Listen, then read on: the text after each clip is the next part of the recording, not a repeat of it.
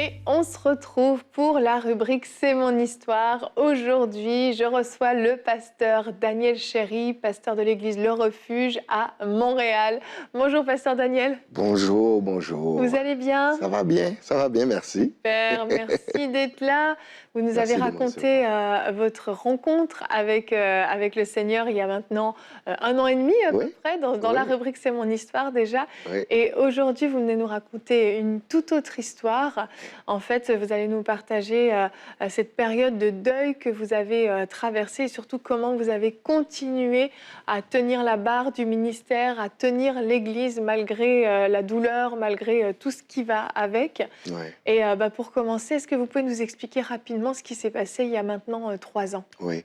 Mais encore une fois, merci de me recevoir. C'est tout un honneur pour moi d'être ici. Avec plaisir. Oui, donc c'est ça. Donc il y a environ 3 ans, et précisément le 13 janvier 2019, j'ai malheureusement perdu mon épouse. On avait 16 ans de mariage et puis malheureusement elle était malade et elle a été retrouvée le Seigneur. Tout a commencé avec elle et moi lorsqu'on était au secondaire. On était, comme on dirait en anglais, des high school sweethearts. Les amoureux du lycée, je vais traduire Voilà, ça en français. voilà. On était ensemble au secondaire, puis c'est là qu'on s'est rencontrés. Et puis, on a perdu de vue, on a chacun fait un peu nos vies, notre route. Et puis ensuite, on s'est re-rencontrés un peu plus tard dans la vie, puis on a décidé de se marier.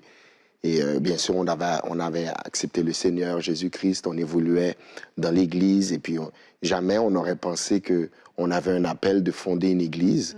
Donc, en août 2013, c'est là qu'on a senti à cœur de fonder l'Église Le Refuge, qui maintenant, ça fait 9 ans. Wow. Et puis, on évoluait dans le ministère, on travaillait, ça allait très bien. Une église qui était vraiment dans une percée au niveau de la croissance. C'était une croissance quand même assez impressionnante et rapide. Et vers la fin de 2017, mi-2017, mon épouse voulait perdre un peu de poids et puis tout ça, elle voulait retrouver son poids santé. Et puis, elle a commencé à changer son alimentation un peu. Et puis, vers début de 2018, elle avait une perte de poids qui était quand même assez rapide. Au début, on s'en doutait pas parce que ça faisait partie de son programme de perte de poids, mais un peu vers le milieu de l'année, c'est là qu'on a commencé à s'inquiéter. Et C'était puis, anormal. c'était Elle perdait anormal. trop de poids. Elle perdait du poids quand même assez rapidement. Puis c'était quand même évident. Et puis, des fois, lorsqu'on allait manger, elle avait de la difficulté à avaler. Puis c'est là qu'on a décidé d'aller voir les médecins pour qu'ils puissent faire un diagnostic et puis voir qu'est-ce qui se passait. Au début, même eux, ils ne savaient pas qu'est-ce qui se passait. Ils disaient que, bon, peut-être c'est une bactérie ou quelque chose comme ça. Mais elle continuait à perdre du poids, elle avait encore de la difficulté à manger. Jusqu'à ce qu'en octobre 2018, on nous a annoncé qu'elle avait le cancer de l'estomac. Et malheureusement, en quelques mois, ça a été très rapide, elle est partie. Donc, ça a été tout un choc, Ah, vraiment. tout un coup, tout un changement de vie. On a des enfants, on a 4 enfants, donc c'était difficile. Et au milieu de tout ça, mais il a fallu on continue. J'aime raconter un peu cette façon de faire. C'est comme un peu, je me souviens, j'ai joué au soccer quand j'étais un peu plus jeune.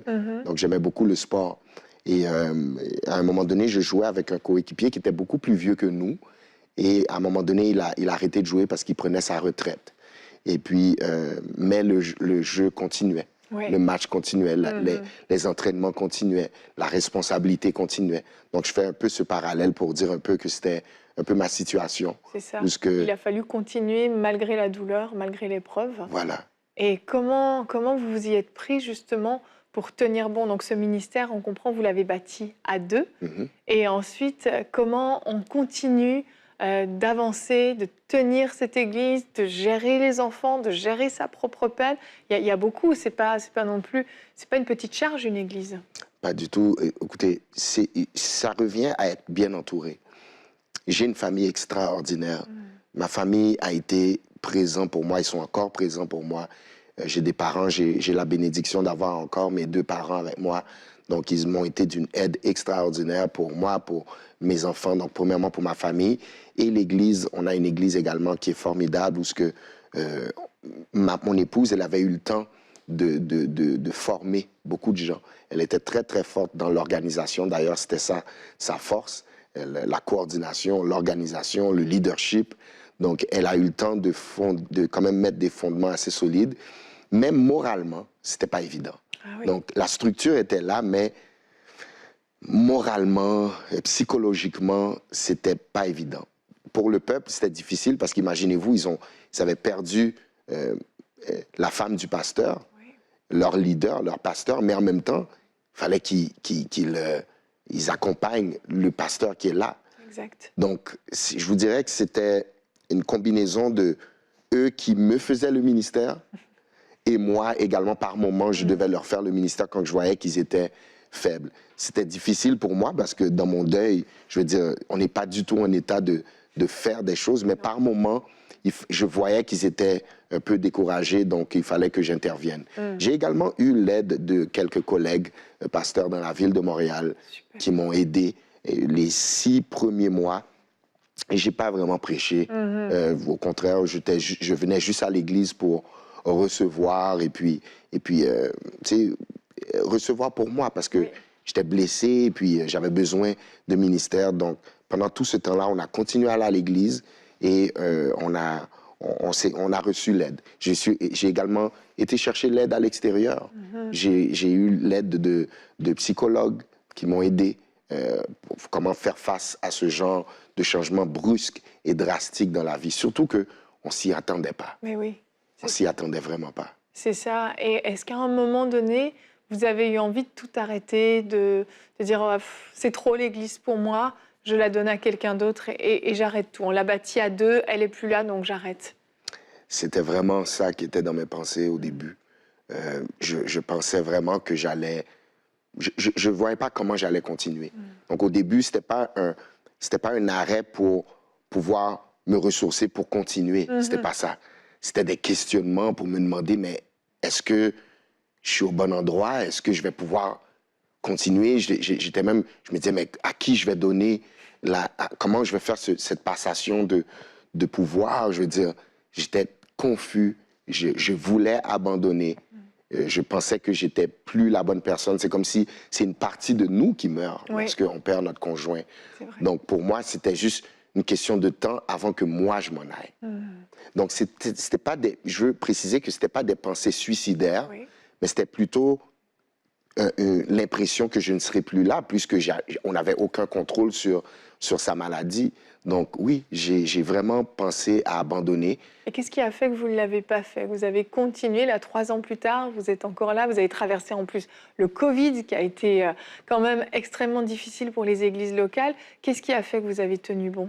J'ai eu l'aide de certains collègues pasteurs. Il y en a un, entre autres, 6 mois après les 6 premiers mois de mon deuil. Ce serviteur m'a dit que pendant qu'il était dans la prière, Dieu lui avait dit qu'il sentait que c'est moi qui devais prêcher une conférence de quelques jours pour lui. Et même son épouse lui demandait, mais est-ce que tu penses que tu as bien entendu? Parce que Daniel est dans un deuil. Il dit, mais je sens vraiment que c'est le Saint-Esprit qui me demande. Il m'a appelé, il m'a demandé. Et j'ai accepté. Et ça, je pourrais dire, ça a été comme un genre de coup d'envoi pour moi, pour la nouvelle saison. Mais je dirais que l'une des philosophies, parce que c'est important d'avoir les bonnes interprétations dans nos pensées lorsqu'on se retrouve dans des situations comme ça, de ne pas mal interpréter la vie. Donc, l'une des choses qui m'a beaucoup encouragé, c'est des textes dans la parole de Dieu, dont un dans Psaume qui va dire que Dieu ne va pas laisser nos larmes se gaspiller. Il y a même le texte va préciser, va dire que Dieu va recueillir nos larmes dans nos larmes, je m'excuse, dans des outres. Et ce texte me faisait voir que, oh, attends une minute là, Dieu ne va pas laisser mes larmes se gaspiller. Et ça nous emmène même dans, je crois, Psaume 126, qui va dire que y a plusieurs personnes qui ont semé en larmes. mais qu'on va récolter l'allégresse. Donc, l'une des philosophies que j'ai adoptées depuis 3 ans et que je continue à adopter, c'est que je crois sincèrement que mes larmes sont des semences. Je crois que lorsque un chrétien, lorsqu'un enfant de Dieu pleure, Dieu ne va jamais laisser ses larmes se gaspiller. Et que finalement, des fois, lorsqu'on pleure, on pense qu'on a juste mal. Mais en réalité, oui, on a mal. Mais on sème également pour le futur.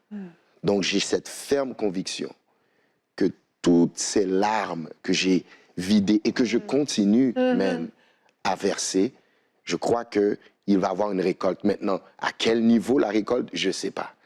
Mais c'est un peu le genre de philosophie qui m'aide à continuer et à avoir la foi que Dieu va changer le mal en bien. Oui. Ouais. Amen. Ouais. Amen. Ça aide à s'accrocher. Aujourd'hui, donc, c'est encore difficile, bien sûr. On comprend bien que le temps n'efface pas la douleur, ça l'atténue peut-être, mais c'est encore difficile.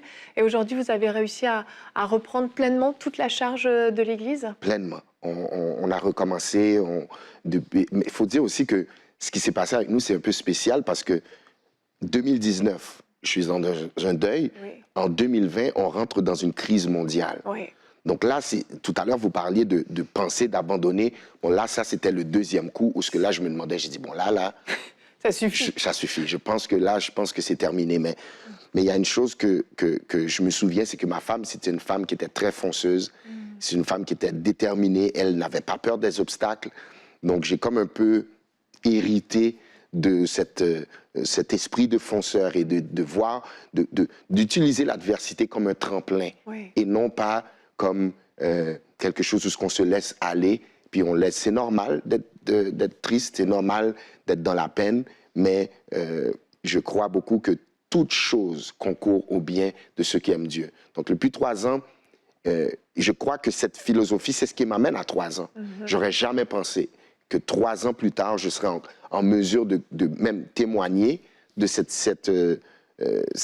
tragédie dans ma vie, puis même être en mesure de dire qu'il y a du bon qui ressort de ça.